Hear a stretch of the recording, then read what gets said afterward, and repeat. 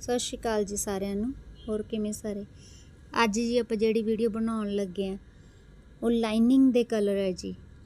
Lining ਦੇ piece boutique ਵਾਲੀਆਂ ਭੈਣਾਂ ਲਈ ਜਾਂ ਹੋਰ ਵੀ ਕੋਈ ਵੀ ਲੈ ਸਕਦਾ, ਪਰ ਜ਼ਿਆਦਾ ਫਾਇਦੇਮੰਦ ਬੁਟੀਕ ਵਾਲੀਆਂ ਭੈਣਾਂ ਲਈ ਹੈ। ਵੈਸੇ ਲਾਈਨਿੰਗ ਜੀ ਆਪਾਂ ਨੂੰ 50 ਰੁਪਏ ਮੀਟਰ ਮਿਲਦੀ ਆ, ਪਰ ਆਪਣੇ ਕੋਲ ਨਾ ਇਹ ਕੱਟ ਪੀਸ ਬਚੇ ਹੋਏ ਆ ਜੀ। ਜਿਵੇਂ ਕੋਈ ਮੀਟਰ ਦਾ, ਕੋਈ 1.5 ਮੀਟਰ, 2 ਮੀਟਰ, 2.5 ਮੀਟਰ ਤੱਕ। ਠੀਕ ਹੈ ਜੀ। ਤੇ ਜੇ ਕਿਸੇ ਨੇ ਵੈਸੇ ਲੈਣੇ ਆ ਉਹ ਵੀ ਪਟਕੇ ਵਗੈਰਾ ਹੈ ਨਾ ਬਣਾਉਣ ਲਈ ਲੈ ਸਕਦਾ। ਤੇ ਵੈਸੇ ਬੁਟੀਕ ਵਾਲੀਆਂ ਭੈਣਾਂ ਤਾਂ ਯੂਜ਼ ਕਰਦੀਆਂ ਲਾਈਨਿੰਗ, ਤਾਂ ਉਹਨਾਂ ਨੂੰ ਇਹ 40 ਰੁਪਏ ਮੀਟਰ, ਕਿਉਂਕਿ ਪੀਸ ਨੇ ਇਸ ਲਈ ਆਪਾਂ 40 ਰੁਪਏ ਦੇ ਵਿੱਚ 40 ਰੁਪਏ ਮੀਟਰ ਦੇ ਵਿੱਚ ਸੇਲ ਕਰਨੇ ਆ ਜੀ। ਜੇ ਕਿਸੇ ਨੂੰ ਵੀ ਲੋੜ ਹੋਵੇ ਤਾਂ ਕਮੈਂਟ ਕਰ ਸਕਦਾ, ਦੱਸ ਸਕਦਾ ਜੀ। ਚੈੱਕ ਕਰੋ ਜੀ ਇਹਦੇ ਕਲਰਸ।